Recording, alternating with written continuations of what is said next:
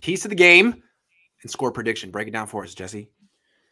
All right. So normally I would say, hey, they got to come out. They got to run the ball 30 times. I think that's a given at this point. But what are the other things to look out for? Well, we just talked about it. Cordell Patterson. Can they bottle him up? To me, the difference in this game is going to be who can get the bigger plays more frequently.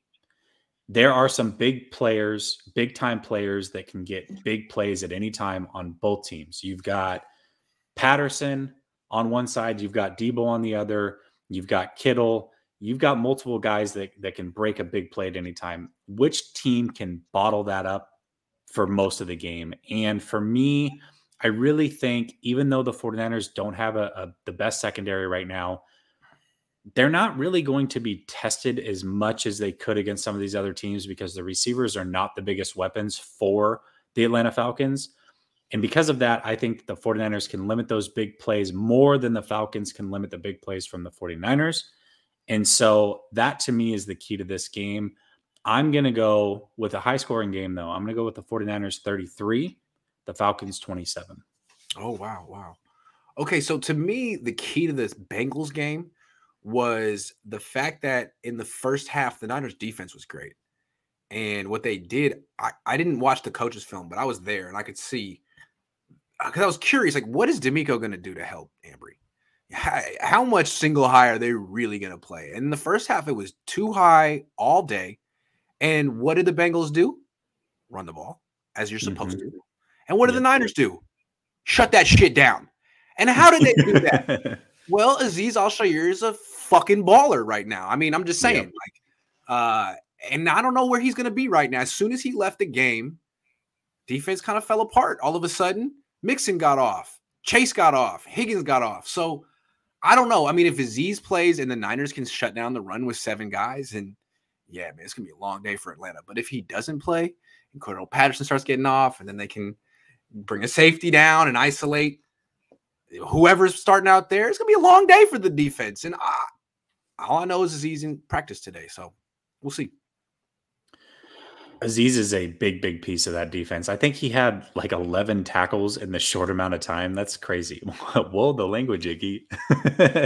Sorry. I usually do it in negative connotations. I just wanted to give a little emphasis to Azeez. He's killing it right now. A fucking baller. That's the technical term for what he is. Is that the technical term?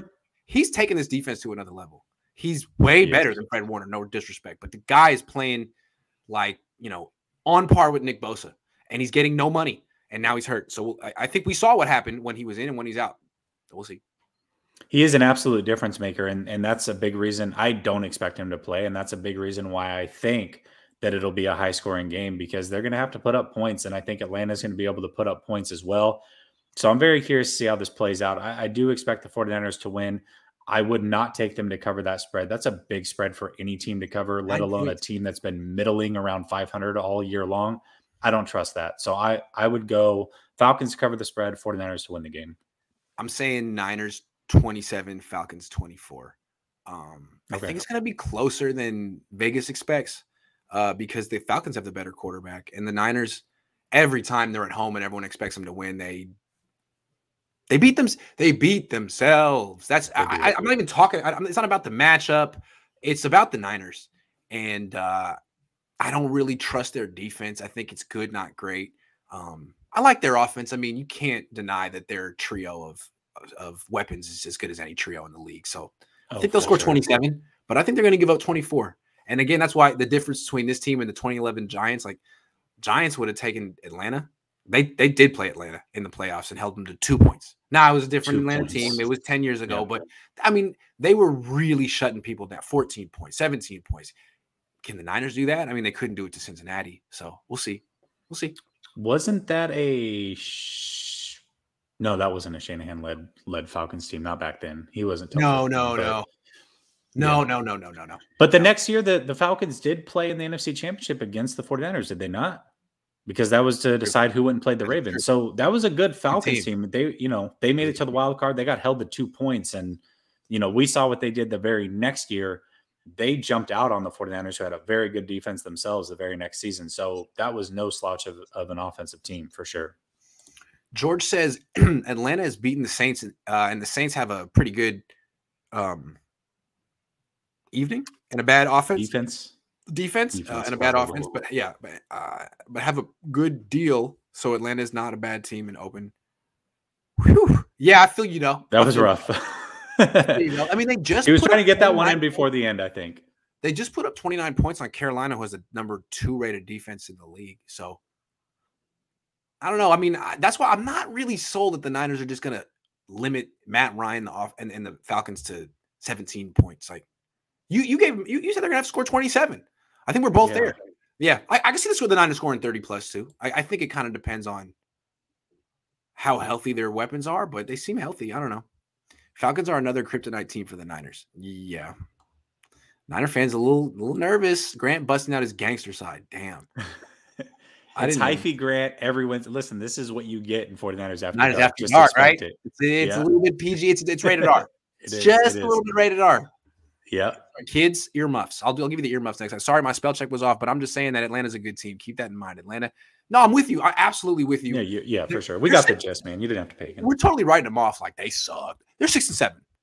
Right? The Niners are Jesse Bates, not dropping the interception away from being 6-7. So we saw the Niners against the Bengals. That was a very close game between two teams who are very close to each other. I think this is going to be similar, and that's why I'm picking the Niners to win by 3. Not 9. Have you done a film review yet with Jack or no? Yes, we did it yesterday. It was offense. Okay. Oh, God, Jimmy was so bad. Just between me and you. So did you?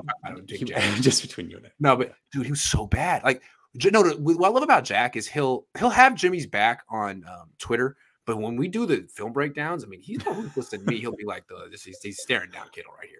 I mean, he's got it. That's a touchdown right there. I mean, just very clinical, too. This is a touchdown right there to Debo. And we saw 9 plays. He left at least 3 touchdowns on the field. There was the one to Juszczyk. Yeah. There was 2 deep ones to Debo. I mean, at least 3 touchdowns he left on the field. It was brutal. Brutal. They should have destroyed the Cincinnati. I mean, the way Cincinnati played, that game should have been out of hand by the second quarter, and it wasn't.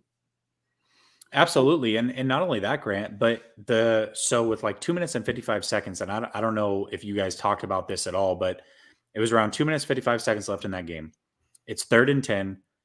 They have, I call it a bird route. Some people call it a pivot route. They have Kittle running a pivot route or a bird route. Right above that, they have Debo Samuel running a 9-yard out. Okay.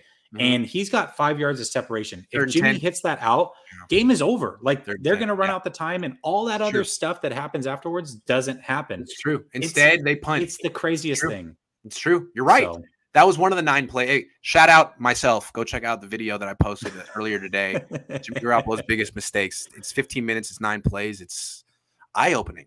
Eye-opening. And really I think that goes back to our initial topic. How dependent are the 49ers on Jimmy? Well, leaves a lot of points on that. Yeah. Nick says, since he tried to double and chip Bosa all day, but D'Amico timed safety blitzes to avoid that and give Bosa one-on-ones. Great job. Have to keep doing that. Yeah, man. It's not about D'Amico right now. It's the fact that your pass rush is Bosa and your corners are Josh Norman. Josh Norman's your guy. Yeah. Yeah. I'll take Ryan over Jimmy Garoppolo. I think we all will.